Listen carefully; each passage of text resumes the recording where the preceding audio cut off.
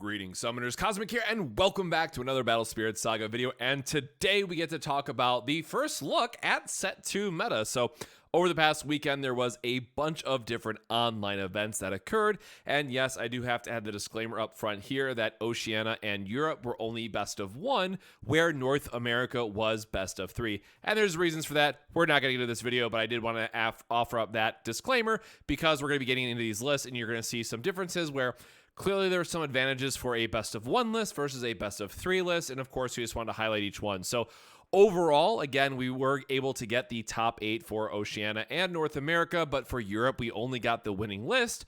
But it's enough that we're at least getting a direction of what people are playing. And then, of course, this weekend is the next Grand Open that's happening in the Netherlands. So we'll have an update for that next week sometime.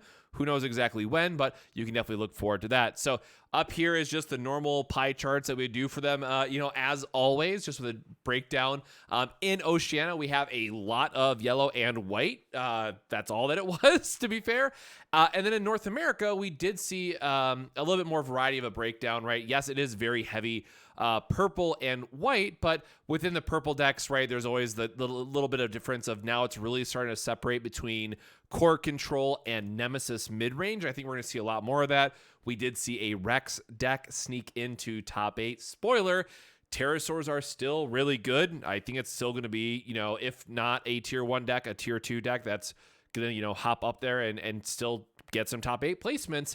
And then some cool variations of Axe Spider, but as we're going to be seeing here shortly, I think white aggro is just overall in a really well positioned. And of course, I think green aggro is a very real thing as well, but it hasn't shown up yet. So with that out of the way, let's get into the list themselves. So starting off with Oceania, we have the online winner with Brett playing the Fabled Beast or Blessed OTK. Again, kind of whatever name we're going to give this. I did a video on it, and there's also very clear. Love the Topaz Radiance again, because I was a big fan of that. But this is, again, going back to something that can be really, really strong in best of one, and then how you approach it out of a sideboard, right, might lose a little bit of that momentum. So I really like this list from a where is this deck going to go, because overall, I have to say, I don't think yellow is in that good of a spot for set 2.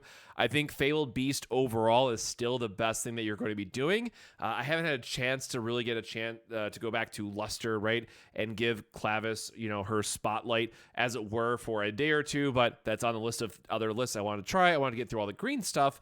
But overall, when we think about what does yellow have and how does it line up within the meta itself, right? Blessed is very, very good for a keyword.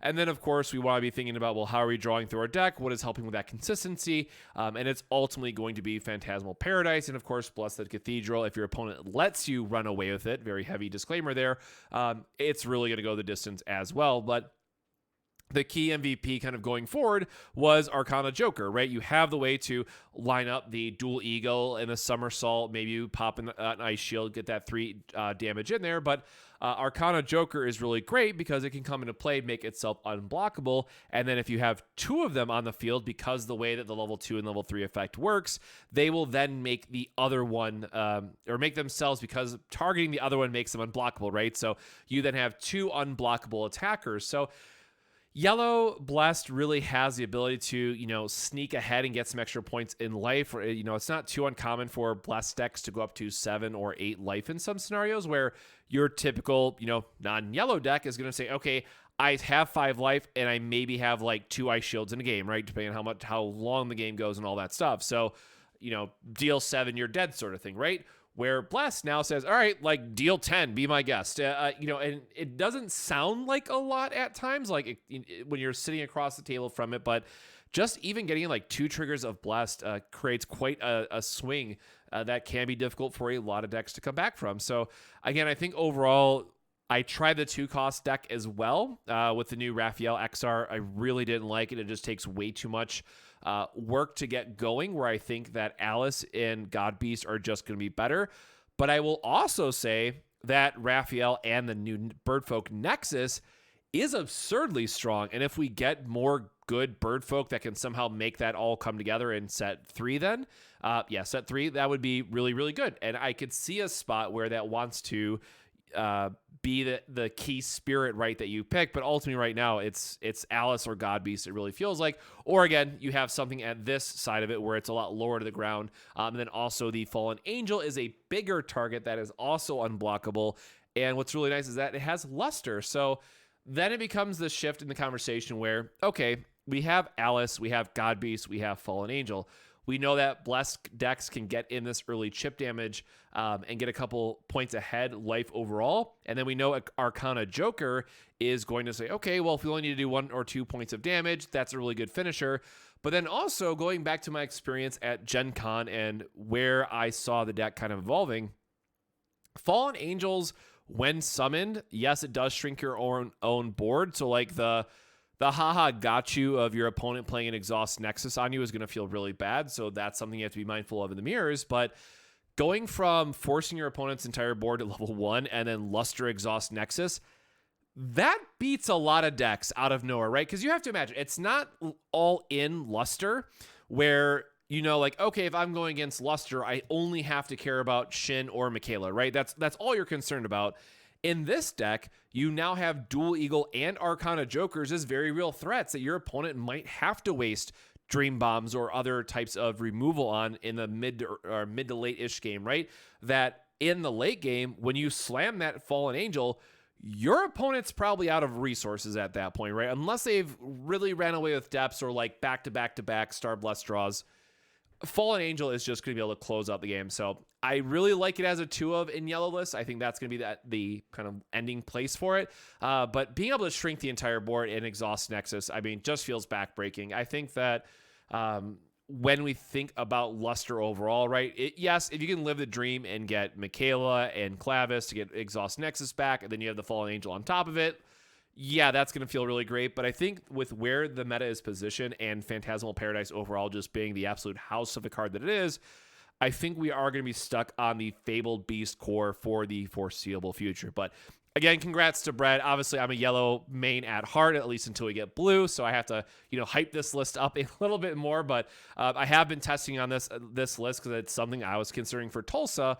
But I think it still has the same faults that it did in set 1. I think it's better. Obviously, we got new cards. I think it is better positioned in the meta overall, but I think what red and purple got, on top of what they already had going for them is still a bit better than yellow, unfortunately. So I think it's still going to be more of a local have fun with for me, but I'm sure we will see yellow top in either Netherlands this weekend or an upcoming Grand Open. Moving on from there to the European online winner at the Hippo Campo.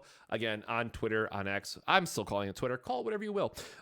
Just playing good old white aggro. And it's really interesting here that we do see the Axe Spiders in this list when you just want to be playing all the free spirits, right? Just going as white as possible. So again, I think that we are either going to see, I really like Thorn Prison overall, so I think green aggro gets the edge in my opinion, but we might end up seeing a white-green hybrid, but ultimately, again, it was a best-of-1 meta, so when your opponent is unaware of what you're playing, and if they go, oops, I started with a Nexus turn 1, and that is still always going to be a mistake unless your hand is just stuck otherwise, right? Or even like Elemental Nexus, just to make sure you don't die, but if I play the Nexus and my opponent's on white aggro, they just take me down to 1 and there's likely nothing I can do to recover at that point because they will find the last bit of chip damage they need, or they just have like the regain Librarian combo and kill you outright on their turn 1. That does happen if you have literally 0 interaction, which again, can happen for some decks, unfortunately, if you misplay the first turn, but if you play it well, and if you have some type of early interaction, it does go quite a bit differently. But very, very solid best-of-1 pick. Very, very good pick it was for the Pro Tour meta as well. We did see some white aggro make it to the top tables. And again, I think Thorn Prison overall is going to be something that catches a lot of players at these first Grand Open. So I, again, really, really am a big fan of green aggro right now, especially with the End Strikes Back. And I just did a video on that as well. You can go check the last video on the channel. But Valkyrie Mist is still a very real card, so I could definitely see a case where people still want to play white aggro, but again, either way, this is what won in Europe, so congrats to the Hippo Campo. And then lastly, for our North American online winner, we have Travi here with the purple control or purple Maduke variant. Now it has just a splash, just a smidge of green in it, as it were, with Thorn Prison, but largely a purple list, right? So we did see green purple in this style of deck do well at all the Gen Con events, and we have seen, just more pure purple do well, at least this control style, right? So you have like the, oh, do I want to use ramp out of green just to make sure I can get those Madukes established earlier and make sure I have enough cores for them? Or am I just going into the all in purple and then having a couple Thorn Prison, because that card has just been really good. I mean, if you've done any amount of testing so far in the meta, good card is good. That's all that really needs to be said about it. It is certainly overperforming. I definitely rate it as a staple, but I really underestimated how good green was going to be.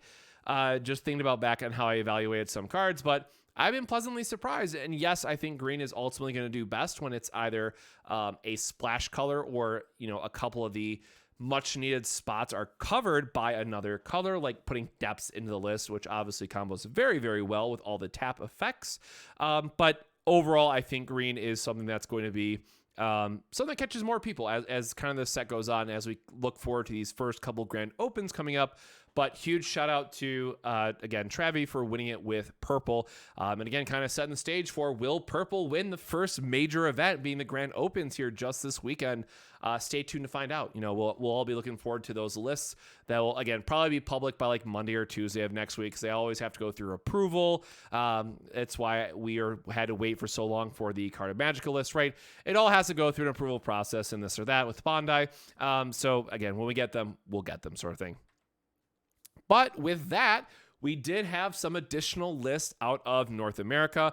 And again, I did want to try to focus on highlighting the best of 3 matches, even though there was relatively the same size across the events. I definitely feel that there is a bit of merit, and those that are playing will agree, for best of 3 over best of 1. So I just wanted to highlight some of the other archetypes that did pop up. So of course, we have making top 4. So congrats on your deck box. Good friend of local here, also known by Vision, right? So Zach was able to make it with Axe Biter in this list. And it is we've seen the white purple out of the Pro Tour. We splashed in some green. We have the Emirate Man for the ramp. We have Thorn Prisons, which have been crazy good. And then for purple, really, it is just the depths and then a single Cursed Dragon, 2 Cursed Dragons, because that's the split arts, and 1 Baculus, but really focused on the elk side of it. So just wanting to block out and burn your opponent down slowly. So I really like both green purple and white green for the, white, purple, and green, white. There we go, for Axe Biter. I'm now mixing the 2 lists because it's late at the time of recording this. But I think Axe is going to have a certain spot in the meta overall. We did get a lot of answers, and I think aggro also got a lot better. So it's definitely not the same power density, I guess I would say, or threshold, right, that we saw at the Pro Tour. But I still think it is something that players should consider to play for their upcoming grand opens or other events. It is still a very solid deck, but I think many players will find, as long as they are being mindful of Axe Biter and how they're constructing their decks and what their game plan is going to be for when an Axe Biter comes down, you can get there, right? Because there are a lot of decks now that can, again, we talk about this all the time, or I'm repeating myself in videos now, right? But it's either you have the multi-attack, you go bigger, or you go through them with unblockable stuff. And over time, the Axe Biter deck does run out of answers quite quickly, especially if you're able to answer the depths, or they're unable to find their depths initially. So, the elephants can help ramp you. The 10k attacker, refresh everything can be good, but there are quite a few times where you just go, okay, well, I guess I'm dead, and we just drew nothing there. So the one card I am cutting off here, looks like I didn't line it up just perfectly, was 2 Fulla out of the sideboard, but then otherwise just a bunch of good one-ups, right, to spread out the variety in the sideboard, and then flex in and out the copies that you either need or don't need for your various matchups. Moving into top 8, we have Juan Pierre with good old Rex. So this is something that, when I saw it, 4 Nexus Hazard, appreciate the all in on it. And what's really interesting, right, is the almost 0 Nexus. So like there's this weird mini game that's happening with a set right now where it's like you play 4 depths, you play Burning Force, but then what if I want to make my opponent's Burning Forces dead cards? What does that look like, right?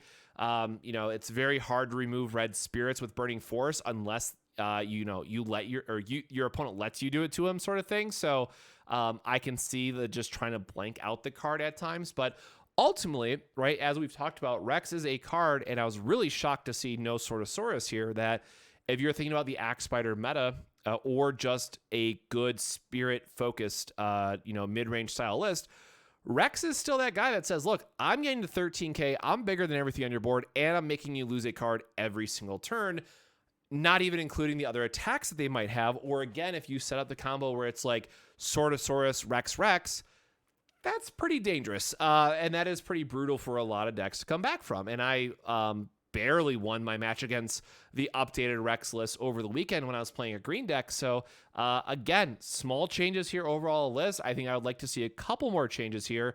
And obviously the sideboard is going to change, right? A lot of people, we had no idea what the meta was going to look like early on. So the sideboards, take those with a grain of salt kind of across the board because the meta is very unrefined. But I would like to see a couple more Nexus in this list, to be honest. I really think that 4 Burning Force and 4 Nexus Hazard is a little bit on the top end for we're just always going to hate out on these cards. But, 2 Nexus Hazards credit, you do get to draw a card. So it does cycle itself.